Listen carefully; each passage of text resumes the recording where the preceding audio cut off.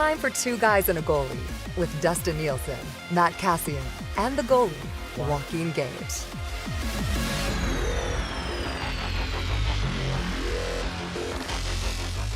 Welcome inside the EST studios. It's Two Guys and a Goalie. I am not Dustin Nielsen, as he's still on the shelf. I'll be hosting today alongside the two regular hosts, Joaquin Gage and Matt. Good thing you remember my name. And Matt. No, did you hear that? What? No, I bumped the metal spring on my microphone.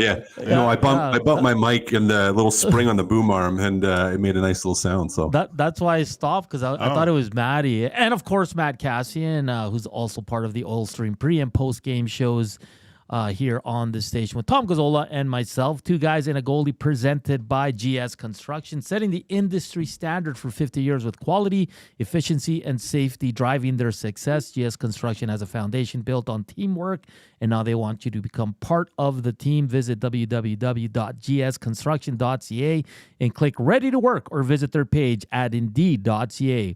With the Next Person Up program at GS Construction, it's not just a job, it's a career. Cass, how you doing after a late night doing post-game show? Are you feeling any better about last night's game?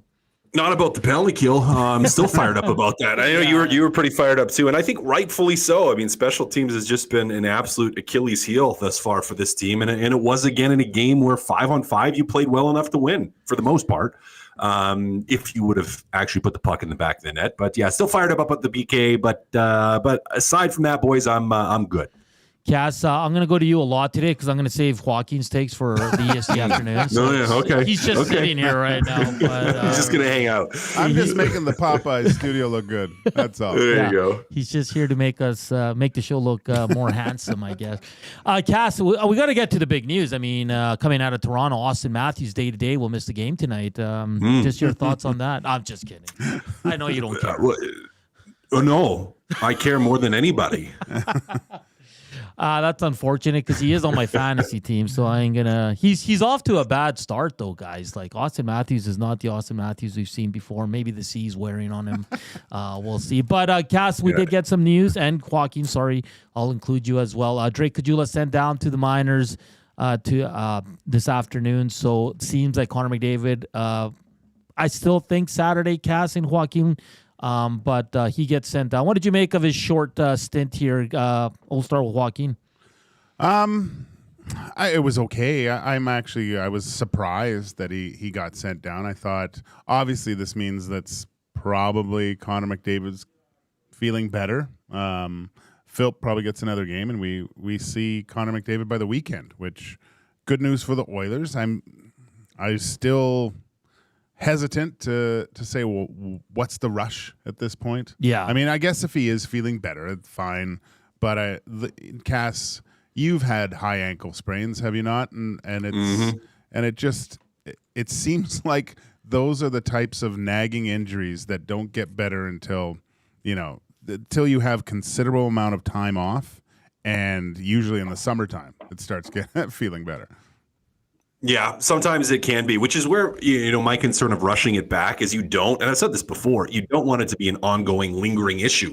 Now, you put it in the boot if it's not overly severe, a minor high ankle sprain, you could be okay. But I don't want them to rush it back too early. Don't want to see that. As far as Drake Caggiula goes in his time up here, he did what he was supposed to do for the most part, which was pretty steady, play hard, not make big mistakes. They found ways to contribute a little bit. So he did exactly what he was supposed to do. But if you're clearing up a roster spot and you're asking me, do I want McDavid back versus having Drake Caggiula here? Caggiula's in Bakersfield, and that's where he needs to be ultimately. But not because he played poorly, but just because Connor McDavid's coming back. I think Gage is right where I think it's going to be the same lineup we saw on Monday tomorrow, and then McDavid will return on Saturday. When he does return, guys, for me, it's not as simple as Noah Philp is the odd man out. I think almost they want Noah Philp in the lineup over Derek Ryan. Is that the way you guys are seeing it when McDavid does return? I think so. I think so. And I think him being in the lineup instead of Derek Ryan. I know Ryan played last game, but instead of him the last couple games, that kind of speaks to that a little bit for me, that is much more likely. Probably going to see it. Now, it could be maybe a little bit of a rotation between the two, but yeah, I think they're leaning that way right now. Gager? Yeah, no, I mean, eventually that's who's going to take that spot. I think the door's open for him. Philp looks like, after that first game in Nashville, not a lot of time to think about it, really. Getting quick called up, played quite well. Was okay the next game, kind of got eaten up in the faceoff circle. Didn't notice him too much,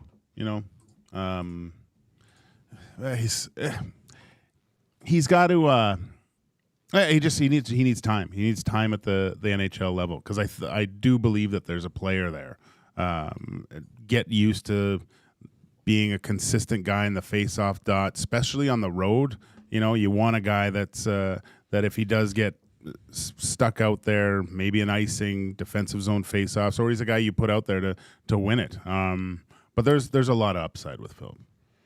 Yeah, more so than Derek Ryan. Derek Ryan, yeah. And Derek Ryan got back in yesterday. I thought he was all right. He had a couple good looks. One he kind of fanned on, or didn't get all of it on a good look. Yeah. Do you remember that play? Yeah, that was I didn't understand he fanned out so much. Yeah. Right? Like, I thought, man, you can get a little bit closer, and he kind of did flub it a bit. Like, that's even it rolled up on him. Yeah, if he flubs it the right way, and it just kind of the moonshot over. That's all it would have taken, right, over Jake Allen. But look, the snakes were out, and there was not only Derek Ryan, there was a lot of Edmonton Oilers who were snake bitten last night. Well, Podkolzin, for an example, guys. What do you make of his wide open net miss? Well, Hyman put one over top of the net, didn't he not? Enrique hit the crossbar. Enrique did it. Didn't he do it twice? Like, he had two good chances, or maybe just the one. Right there, those they're leading 3-1. If they convert those chances, and then it becomes, like I said this morning, it becomes a completely different hockey game if the Oilers can get that lead or come out of that first period up a goal. Yeah, because we talked about it a bit last night, where Podkolzin, that's why he kind of fell out of favor in Vancouver, because he does a lot of things, right, guys? He gets around well, but it's just the finishing, right? And maybe I know he was a first rounder and all that, but he doesn't have that finish. And you saw his reaction, boys, yesterday when he missed that. Like, he knew, like, I'm not going to sit here and pretend like I know what it's like to be in front of the net with an open net, but he just flubbed it, guys. He missed it. It's plain and simple. There's no other excuse. Yeah, no, both of them. There was a lot of flubbing. I don't know if you've ever seen that movie Flubber. Great one with Robin Williams. If McDavid comes back, would you move Podkolzin off the top six, or do you like him there still? Because Cass, yesterday we talked about let's put Dry back with Arvidsson, and let's bump up Skinner. Let's get him with Draisaitl here, because he is around the net a lot. Would you guys move Podkolzin out?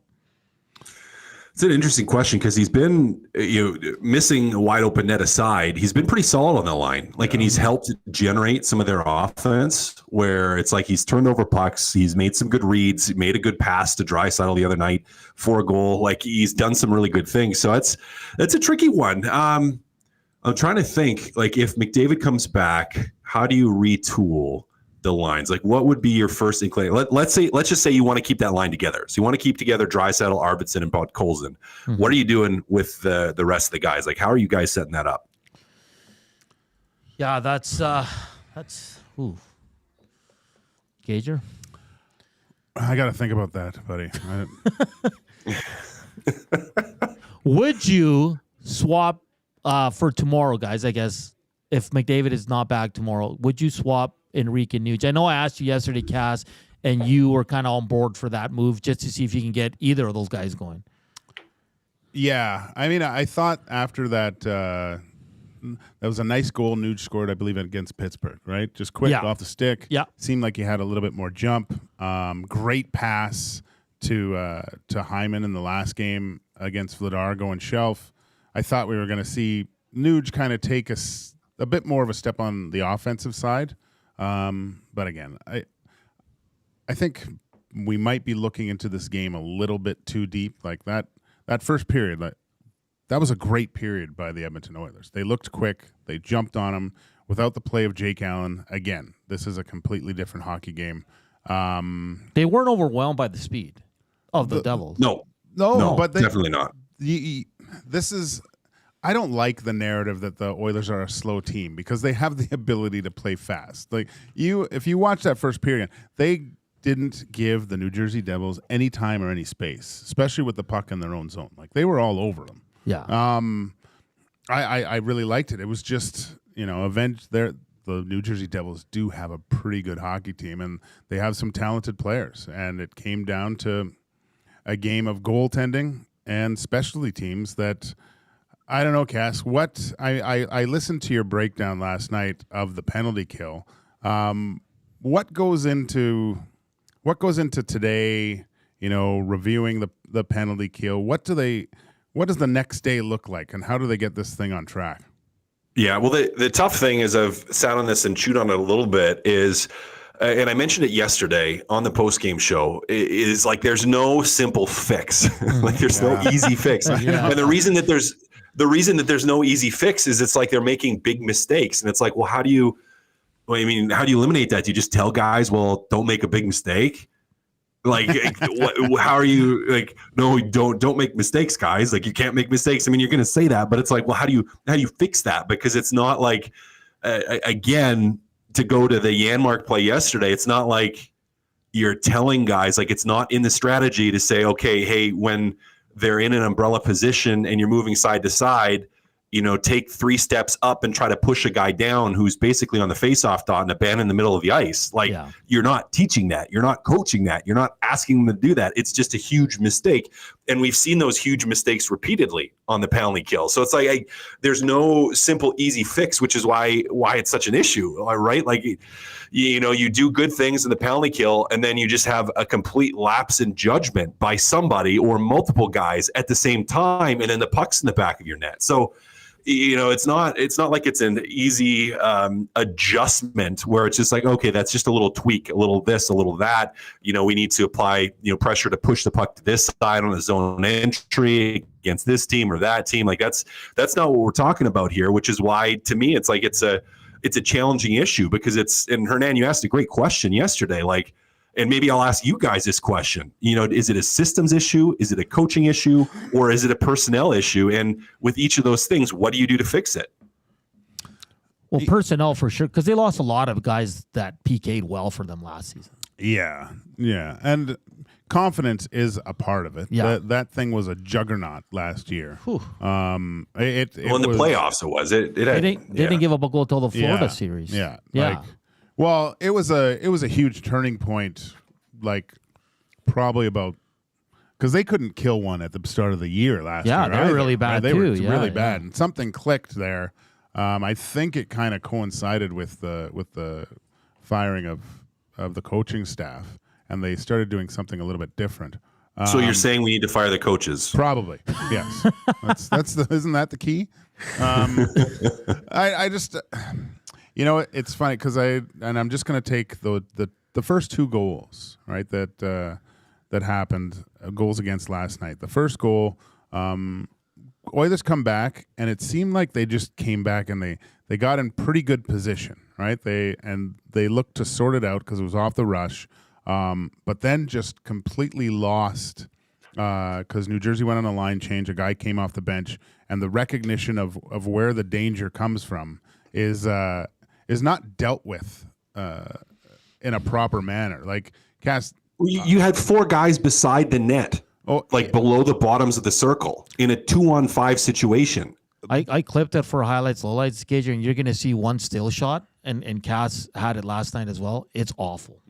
It's bad. Yeah. But, I mean, from the Oilers bench, you see a guy traveling, 100 feet from, like, untouched. Yeah. Aren't you yelling from the bench, like off the bench?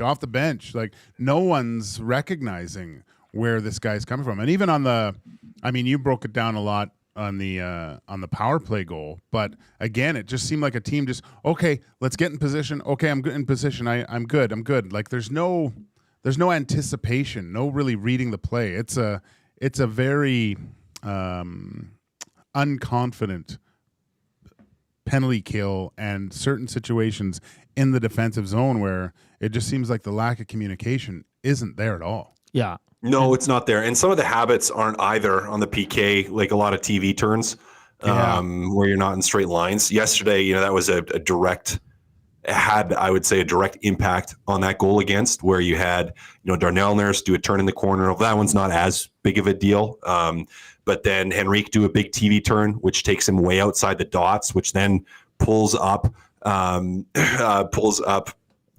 Janmark, who is then out of position. So it's like, and he does a turn to try to push down a guy. Like, there wasn't a lot of straight line operation. So there's some habits there too. But on that first one, and you guys will break it down later, so we don't need to dig into it too much. But along with the I'm sure the clip you'll show, Hernan, in highlights, lowlights, along with the grouping and where everyone's standing, which is just horrible. Just look at their heads too. Yeah. Like look at their eyes, look at their heads, look at where everyone's looking, and you're like, not one guy shoulder checks, not one guy looks to even though there was a change happening, not one guy recognizes it at all, which is just, you're just kind of like, and hopefully the bench, you couldn't really hear it. Hopefully the bench was just screaming at everybody, but yeah, just some habits on some of those plays that aren't okay. Yeah, keep the conversation going. Nasty Chat's going nicely right now on the EST YouTube channel. Hit us up on the inbox as well. 780-218-9999. Gordon says New Jersey were aggressive in the offseason to address weaknesses in their goaltending, defense, and penalty kill. In other words, the opposite of what the Oilers did in the offseason. Mark Lanigan says Skinner needs to be in the top 6. Well, he is. It's just that line's, kind of a little bit hit and miss. Uncharacteristic turnover by Zach Hyman that led to the third goal. You don't see him make those plays too much. Spency 5 cents, he says Nuge third line question marks. Who knows what they do once McDavid comes back, but highly unlikely. You know what bothered me, guys, yesterday? I don't know if you heard Chris Knobloch's post-game presser. He pretty much said he's okay with the PK. Like go back and listen to it. And I lost my marbles on the postgame show. I'm like he's like, obviously we have to improve, but he's like, if you look at the metrics, like we're doing everything. We're doing a lot of things right. I'm like, you're dead last at barely 60%. Like, it's okay to be critical. Like, it's terrible, guys. There's no defending this PK.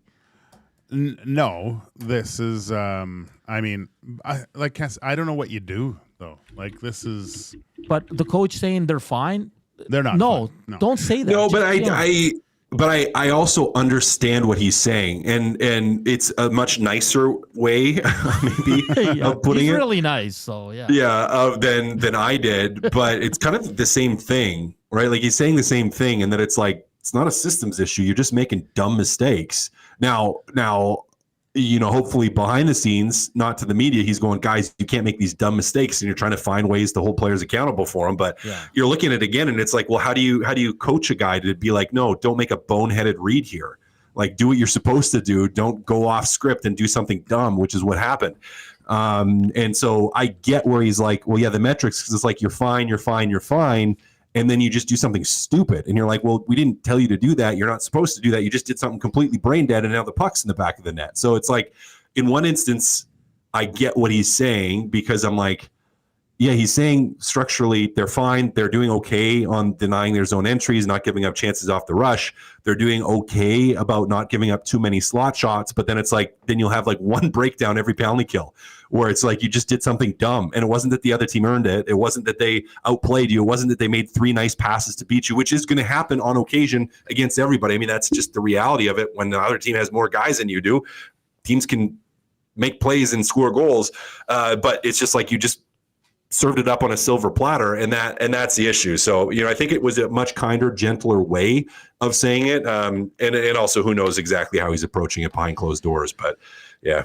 VA says Pickard can't let those first goals in. Gage, what did you make of Calvin Pickard? Because I think yesterday on the postgame show we weren't too harsh on him. Only 16 shots on net, 3 goals. But what did you make? Is there any goal you would like back? Well, I mean, both the first 2 goals come from good scoring areas, right? I always say, like, when it's so polarizing, goals for and goals against, because if the Oilers score a goal like that, the first one, everyone's saying, "Wow, that was What a goal. What a goal! What recognition! Getting a guy off the bench." And I think he would like a save there. Sure. And I know there was a battle in front, and I don't think that Pickard could get set properly. So there was a lot of there's a lot of mistakes on all the goals, but I kind of let that one go. The second goal, although it was like a really nice play, you kind of would like a save there, right? Yeah. What's the old adage? Your goaltender has to be your best penalty killer. So if every time, as a goalie and you're going on the PK, in the back of your mind, you're going, okay, I'm probably going to have to, I might face 5 shots here, and 2 to 3 of them would probably be really good scoring chances. Yeah. Usually that's kind of the mindset that I would think about. And so, okay, you got to maybe take one away. And it's not like Pickard was in a good position to stop that. Like it kind of squeaked through. It was a good chance, but you kind of want to save there. The last one, I just think is an unreal move. That's like Myers. Yeah, it was a nice move. A guy with a ton of speed. Yeah, it was a good. Yeah, I mean, he grabs that like DeAndre Hopkins out of the air, and shows full shot. He's kind of got the outside line, and he probably pulled that puck 20 feet from where it was to the backhand to score. So that was an unreal goal. But hell of a goal. So saying that, maybe it's you'd hope it's a 1-goal game with the 2-1s. If Pickard makes those saves, they still lose. So, oh, that's a good point. Yeah, because they didn't score a goal, and I know Oilers fans wanted Markstrom yesterday. Oh, everyone. The Oilers run his show, but Sheldon Keefe's a smart man. Oh, he checked the stats, I think, and saw that Markstrom's been referred to as lunch here for the last few years. Guys, what did you? I really was. Excited to watch New Jersey play. We don't get to see them a lot out here, but you see the stat lines, you see their games. They're a fun team, man. They're going to be a team that you're going to have to deal with for the next 5-6 years because they got something brewing there, eh? Yeah, and who said they addressed some issues? Like, they added their goalie. Brendan Dillon's an awesome defenseman, stay at home, but tough. They also had Doug Hamilton. I refuse to call him Dougie. It drives me crazy. Only his mother can call him Douglas. Yeah. Doug Hamilton is a really good defenseman, and to have injured all last year with a torn pectoral muscle. Yeah. So that's like getting a huge part of your team back in the lineup. But they have like Jack Hughes, Nico Hischier, Jesper Bratt. Even their bottom 6 is good. Cass, what do you make of this team? They're I don't know if I'd say Stanley Cup contender this year, but they're definitely a playoff contender. Definitely. Oh, absolutely a playoff contender. And they may be a good Stanley Cup contender in a year or two. And I can't remember who it was that was in the nasty chat that said they went out and they addressed their issues. And they really did. Like, and you look at that back end now, it's a pretty stable back end. I know they've had at times some problems with goals against this year and giving up too much, but they are going to be a more offensive team. But it's like, okay, you have, Doug Hamilton there, and Dylan. Your third pair is Hughes and Brett Pesce, where it's like you have a pretty stable. Like if that's your bottom pairing, young guy in Luke Hughes and Pesce, I think is incredibly solid as a right shot defenseman. It's like you're going to be pretty good. Like they are going to be a good team, good young players on the up and up. They're hoping they solve their goaltending issues. They're a pretty deep team, guys, and they're going to be a pretty good team, I think, for the next couple of years. What did you think of that Jonas Siegenthaler last night, Cass? I thought he was good player, man. He was really good. Yeah, gets around well. Yeah, moves really well. I would say that if there was one thing that jumped out at me, it was like, this guy can move. Like he can skate. Like he was up and in and out of it, and I was like, who is this Siegenthaler guy? And maybe. Well, I don't know. It'd be tough. I know he's from Switzerland. Do you think he could replace your first love with Roman Josi, Cass? Oh, No. No. I thought we lost him. I was like, He was man, thinking about hey. it. He was thinking about it. Kgill39 on the nasty chat. This gentleman is a huge Oilers fan. He makes me laugh on Twitter because he's kind of all over the place in a good way. Like, he's just very emotional. He says, would you guys agree that the Oilers goaltending has gotten too unpredictable this season? Cass? No, not yet. I mean, has it been too unpredictable? Like, were those goals all horrible yesterday on Pickard? No, and you didn't give him any run support. You didn't score.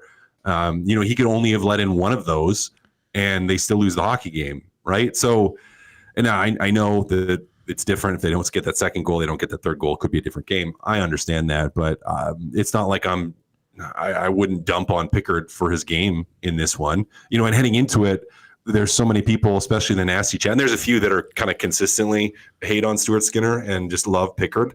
They were notoriously quiet yesterday. Didn't hear a peep from them. But you had a lot of the people that are talking about like how good Pickard has been as a backup, and now all of a sudden it's like, the world is ending and he's horrible. So it's like, no. I'm going to say no. I'm not. No. The team as a whole. If you asked me that question and said, has the team as a whole been too inconsistent this season? I'd say absolutely they have. I don't think it's just a goaltending issue, though. Because then he adds, Pickard is not a good backup. Skinner is a 1B. Like, what are we doing here? Off one game? What are we doing here? Yeah, like, Pickard's been fine this year. And Skinner, bad game, really couple good games, then a bad game, then a good game. Like we need to pump the brakes here that the Oilers have the worst goaltending duo in the league. They went to the finals last year with his goaltending. Yes, there was issues in the Vancouver series, but, like... And then people are saying Lankinen. Like, everybody's picking Lankinen because he's off to a really good start in Vancouver, but this guy wasn't signed till September for a reason. Yeah. Like, he's not better than Stuart Skinner. Sure, this year, 10, 11 games in, sure, his numbers are better, but guys, come on, let's stop panicking. And this is weird coming from me, but, like, the Oilers goaltending to me is the least of it's not even in the top 3 for me for issues with the Edmonton Oilers right now. Ooh, the wrench. Tom Gazzola in the nasty chat.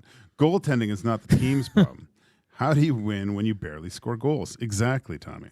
Because Kgill says 2 of 3 should have been stopped. Well, look at where they're shooting from, like you said. I think you would like saves there, right? Okay, of course. But again, you're looking at if the Oilers are scoring those goals, you're saying those are great plays.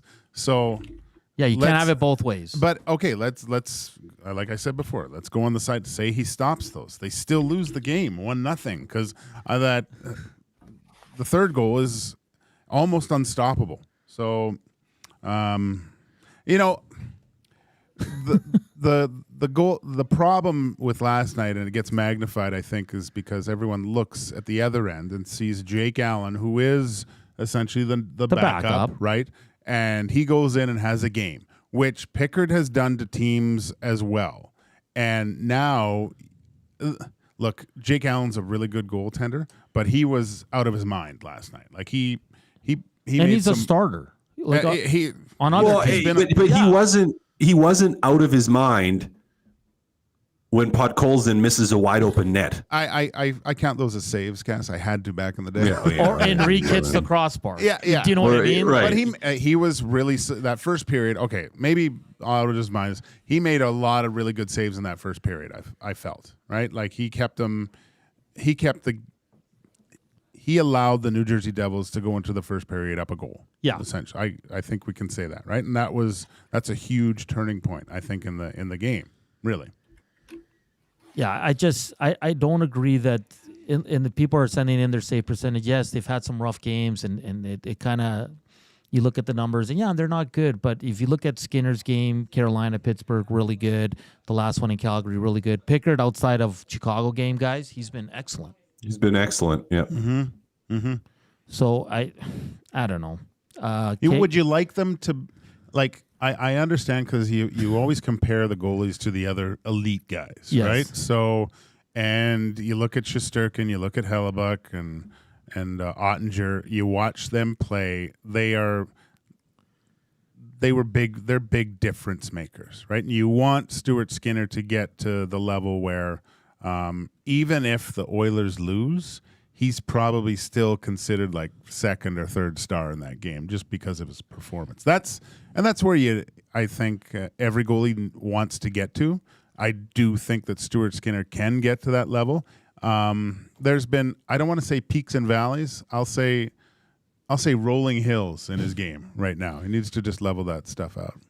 Yeah, for sure. And I think everybody would agree with that. But to say that he's not starting goaltending, I think it's a little, it's a stretch for me. Mark says special teams and lack of scoring are the big issues. The Oilers still sit 30th, 31st in goals for, which is bizarre. Mm-hmm. And Coach K did say yesterday post game again that if you look at the metrics and the analytics, like they're getting a lot of scoring chances, a lot of slot shots, and all that. Do you guys agree with that? Well, they have been, yeah. I mean, look at Hyman is a perfect example. Yeah. Like the first chunk of games of the season where he couldn't score. Had a ton of looks, couldn't score. Podkolzin, great look, couldn't score. Henrique off the crossbar, great look, couldn't score. So it's like yes, they're doing some good things, but at the end of the day, you got to get wins and you got to find ways to score those goals. So it's like, yeah, there's some good things that are happening. But if the puck's not going in, I mean, I hate to drag this back to the special teams. If it's not going in 5-on-5, your special teams better be on point to pull you through that. If guys are struggling to find ways to score, in situations where they normally would, and it hasn't been there, which is where, they're sitting with a lower goals for than they'd like, and they haven't been able to put the puck in the net. What did you guys think of the broadcast last night? Oh, good question. Yeah, I didn't mind it. What I found different? I found the picture crystal clear. Oh, really? Yeah. At the start I thought it was a little jumpy, and I'm like, no, but it got better as it. I put it on here, and I had, and I know a lot of people said they had glitches or sometimes the volume would go in and out. I had nothing. It was perfect. It's bad of me to say, but I was just thinking of myself. I include myself in this because obviously I probably wouldn't have Amazon Prime if I wasn't married, and my wife has that account. And the amount of times the doorbell rings and no one's there. It's just a box. And I go, what? Hernan asked me that. He's like, well, do you have Amazon Prime? I'm like, I'm married, so yes. I said stupid question on my part. Yeah. I thought a great idea for Amazon would be a guy like sitting there and the doorbell rings and he goes, oh, Amazon Prime. And then he's all mad at the door and he picks up this box, and then his wife or whatever, honey, the game's on. And then you see him kind of soften and go watch. Did you know Yellowstone's coming back? Oh my god! Oh my god! Holy smokes! Yeah, you really can pump your pump the advertisement when you. I went Uber Eats and watch an episode of Tombstone, right? I was interested. I was interested to see how they handle like the commercials and the advertising. Yeah. Right. Like I was curious to see how they do that. And I mean, they're running the same commercials over and over again, which, hey, they can pump that stuff. That's okay. And I think sorry, Cass. The other thing I thought that was cool. At first, I was a slightly annoyed, but then when they went back to the '80s Oilers, and of course we know all these stories and stuff like that, and with Mess being a big part, and he's on that panel at times. Just that little history lesson. I as it went on, I found it. Well, you know what? A lot of people probably don't know these stories and things like that. So. But there's new fans watching that maybe kind of hear the stories, right? Or younger, fans that are in their teenage or early 20s where it's like they kind of know, but they haven't maybe got the full story. And I mentioned that yesterday in the post game. Like I really like their approach to we'll call it the storytelling aspect, like into interviews where they're like sitting there with the guys a little bit more and getting into some of the stuff. Like I really like that. And even visually with some of those, the way they handled those shots where they took more of a, not necessarily a live sports methodology to it, but like a storytelling methodology to it, and I appreciated that. There's kinks to iron out. There'll be some hiccups, but hey, we have hiccups too. So commentating, Rob the Plumber says, hey guys, I thought the commentators were really dull. Maybe we're spoiled with Jack Michaels, but overall it was terrible. I liked the guy that did the play-by-play. I thought he was great. He was really good. Shane Knighty was a good analyst. He's my Knighty's a veteron. Yeah, he was my teammate too. I played with him. I think it was his last. Yeah, I think it was his last season in Mini. Yeah, I played with him in PA. Yeah, okay. But the other one was Thomas really Hickey, good. Was it? Yeah. I thought they were fine. They were good. I thought they were fine. Yeah, they were fine. And again, like you're going to iron some of that out. Now, I will say that we do get spoiled with Jack Michaels because I really do like he's really good. And I've listened to a lot of play-by-play guys and a lot of different, like he's good. I really appreciate him. So I understand where it's like, one of the things that Jack does so well is like he's very good at timing his excitement. Mm-hmm. Yeah. Like and the pitch in his voice is things get more exciting on the ice. Like he communicates that very well.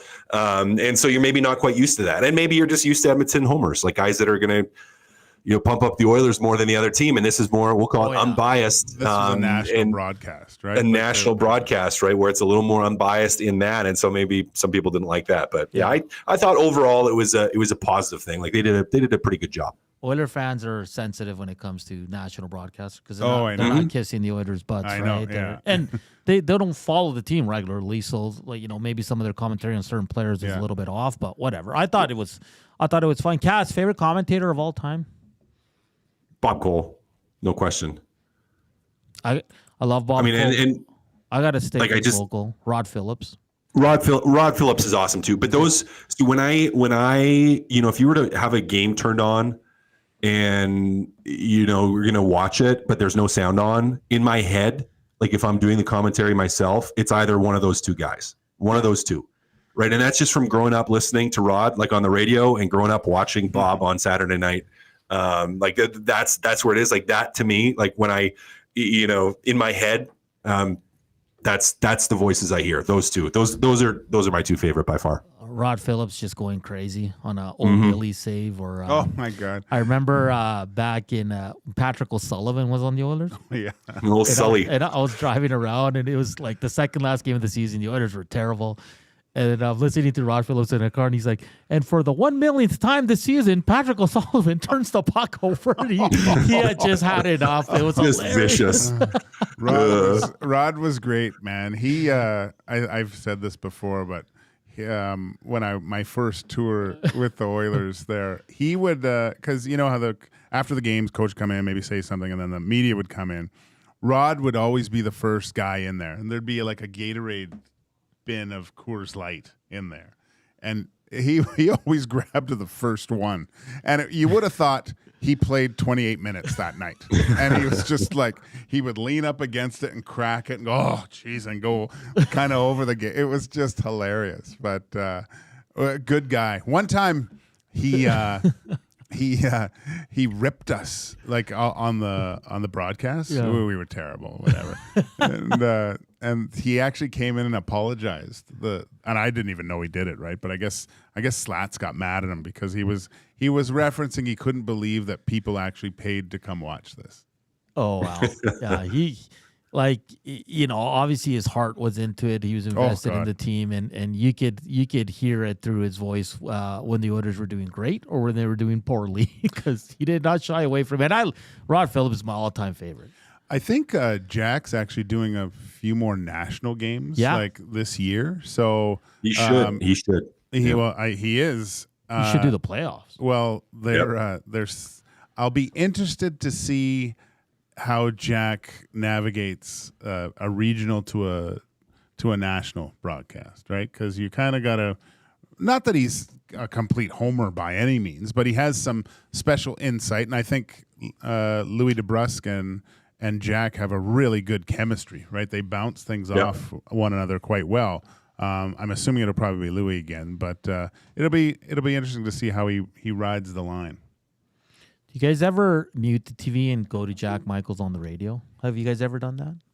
I generally don't, just because of the split delay, where it's just like I can't, like I have trouble doing that. I know some people do, and that's totally fine. And I guess technically you could pause.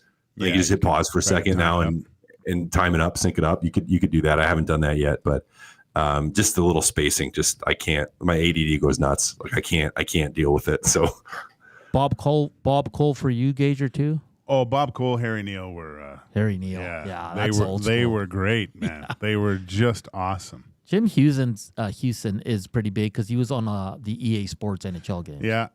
He did a few of my games. I have one of those I have a name like Doug Hamilton where they say the whole name a lot of times. So Jim Houston would do it, and he'd go, Joaquin Gage. Joaquin. Like, so, Yeah, Houston's really good too. Like he's up there. He's up there. But he just still Bob Cole and Rod Phillips. Yeah. Those Saturday night games, I know old Maple Leaf Gardens, when you'd hear Bob Cole and Harry Neal do the game. It was yeah, man. That brings back memories. Yeah, it's good times, good times. There's a lot of good broadcasters now too. I mean, CC, Chris Cuthbert's the best right now, and then Dustin Nielsen's okay when he's not. He's great, man. He's good. Like he's brought that whole what is it? What is happening? Oh yeah. We got to get shirts and go to the games next year. Or what like is happening shirts. with Taylor Cornelius last year. What is he doing? He did it again. No, one of the best calls in sports. If you're wondering, if Taylor Cornelius can throw with his left hand, he can't. that I texted him after that one. I was dying. Yeah. If anyone is wondering if Taylor, I spit out my beer. I think when he said that. I was on the sideline. I always listen to the calls on my headphones, and I'm part of the team. I'm just giggling. I'm like, I was dying because in that game he did it twice. Yeah. It was just like, oh, Dusty's having a field day here. All right, boys, let's get to Hire It or Fire It, brought to you by GS Construction. GS Construction is hiring now. Become a part of their great team today by visiting gsconstruction.ca or their page on indeed.ca. For the past 50 years, the foundation of GS Construction has been built on efficiency, quality, and safety. Take your career to the next level. Join the team at GS Construction.ca. Okay, first one, boys. Hire or fire it. The LA Kings sit tied top of the Pacific Division with the Vegas Golden Knights at 17 points without their stud defenseman Drew Doughty. Hire or fire it. The LA Kings are for real this season. Because we thought they were going to be bad. I did, yeah. So I said they weren't going to be able to. I thought they'd be in the bottom. I'm going to have to hire it. I did not see this coming at all. They seem to be, playing a different style of hockey, a little bit more quicker pace from what I've seen. That 1-3-1 is finally, I believe, out the door. Yeah.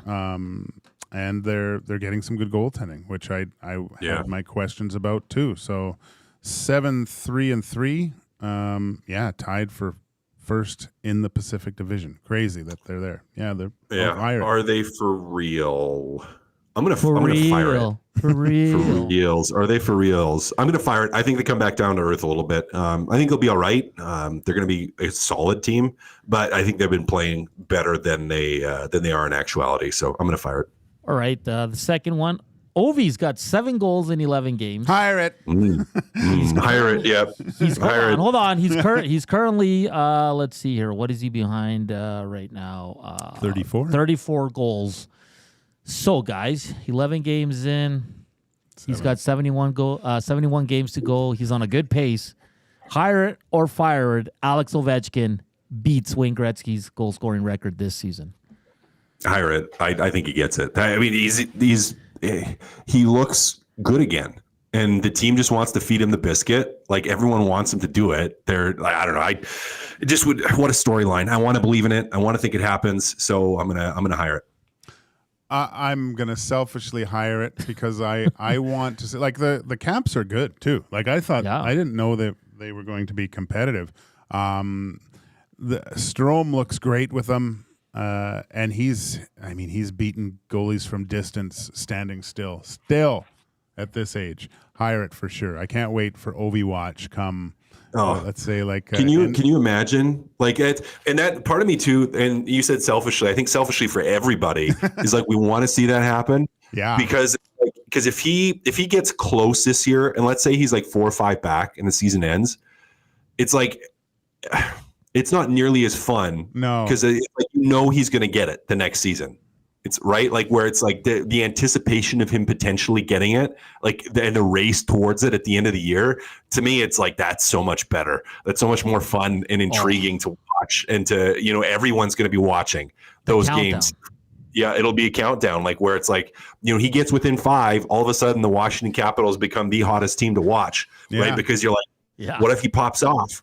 right? Like what if he has a night where he scores like 2 and then you're like, oh boy, like here we go. It could, so yeah. Oh man. Well, it becomes something else too at the end of the year. Like if he starts getting close to it, every arena there's going to be the buzz, right? Oh, yeah. Every single time he rolls in there. So he needs 35 more goals this season to break the record. He's on pace to do it. He's paced for 51. Yeah, he would finish with 42. Sorry, what am I doing here? Yeah, he would need 42 goals to beat it this season. He's already at 7 in 11 games. Do the math. Yeah, he can do it. He can do it. Yeah, he looks great though. Like, and he's feeding other guys though. I'm like, shoot the puck.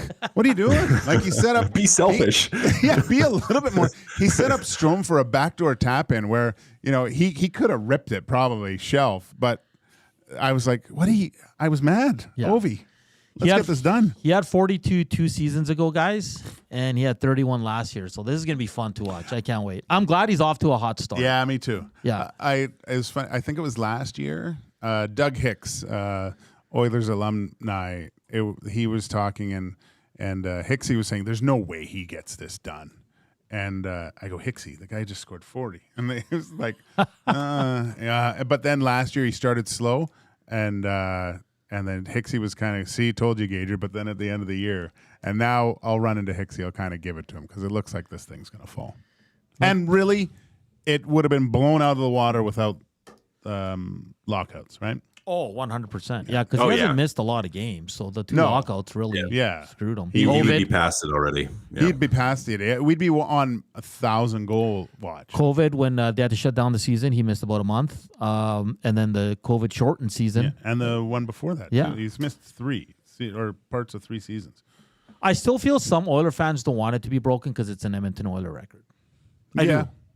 I feel like some fans are like, nope, it's got to stay with Wayne. But I think it's only a matter of time now. Where a couple of years ago, we were like, we don't know if it's going to happen. It's just so bizarre. Like, I mean, probably the best goal scorer in the NHL right now is Austin Matthews, I would say, right? And for him to get close to this, like what he'd have to do over the next, 18 seasons? It's pretty crazy. Yeah, it's crazy. All right, last one for hire it or fire it, guys. We already kind of talked about it. I think there's a split on this. Some people liked this, some people didn't. But Amazon Prime, more Oiler games, hire it or fire it. I'll hire it. I didn't mind it. And it makes me feel better about all those packages coming to my door. Yeah, we're paying for it anyways. Our wives are making us pay for it anyways.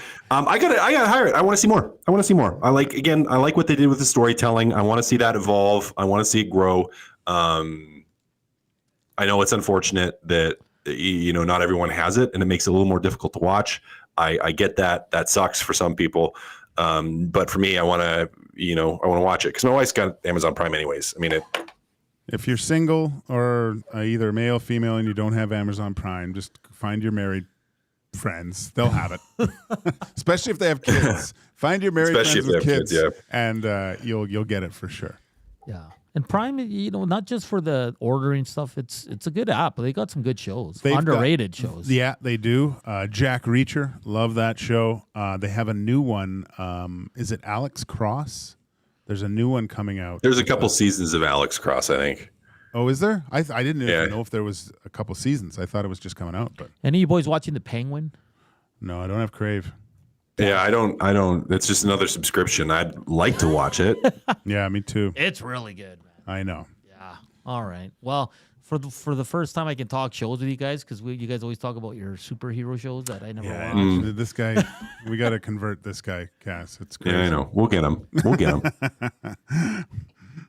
What was the announcer in Buffalo? Shoot, I forgot his name. Rick Generate? No. Generate? No. Dick Veneret? No. Let's see. I'm gonna have to look. What was his name? That he went, I think, Mayday. Yeah. I think he just recently retired. He's one of the best ever too. Someone sent it in, but I can't seem to find the message. So yeah, I don't. And who was the guy? The Boston guy just retired too, right? I think he had health issues. But Edwards. Edwards. That guy was. A Tommy Gazzola's in the nasty chat. Rick Jeanneret. Jeanneret. Yes, he was great. Yeah. The guy from Boston was Jack Edwards, and he's the one that shamed Patrick Maroon for being a little bigger. And he's a big-time homer. Like, have you ever heard him? Yeah. Yeah, like You get those games on Saturday afternoon or whatever and go, Jesus, that's crazy on that Boston station. But it almost it made it bad though, Gage, because he's a good broadcaster, but just the like he was too much of a homer, and you can't be that way. I thought that, and then I was like, God, Boston is a really good sports city, and he probably had to do that just to get out of that arena live at most times. But yeah, it was a little bit over the top. Pinto says Joaquin, a good financial advisor, has all the subscriptions. You got them all, eh? No. Gosh, no. Cass, you got them all outside of Crave? No. Hey, it's one of the things I tell people when we're doing kind of cash flow summaries is go through and see where all your subscriptions are, because usually you're paying at least $80. I find $80 to $100. Well, because you know what, guys, like you get cable, and like I got a basic package. I got the Sportsnet channels for the Oiler games, but like you never watch TV anymore. No, you don't. So it's almost you have to pay for these damn streaming services, or you won't be able to watch anything. Yeah, you just got to find the ones that are, kids. It's tough. Like Disney Plus. I mean, Netflix. There's more things coming with Netflix too, isn't there's sporting events. Well, just Tyson's on Netflix. fighting. The Tyson's fight. The Paul guy. Yeah. I mean, Prime has they were doing some UFC announcements too that they're going to have too during the commercial breaks, right? So that's the way sports is going though. But can you call our producer here, because we need to get off the air in a couple. Producer. We're a little short staff. No YTT. Maddie's in a meeting. Dusty's sick still. He's feeling better though. Eh? You talked to him? No. He looked like he needs self tanning cream or something.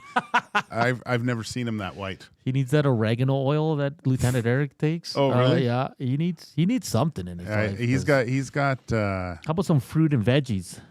Some orange juice. There's a better chance of something else there. I don't know. I hope he looked rough. He looked rough still. So I'd hit him hard. He's got man. some. I think he's on the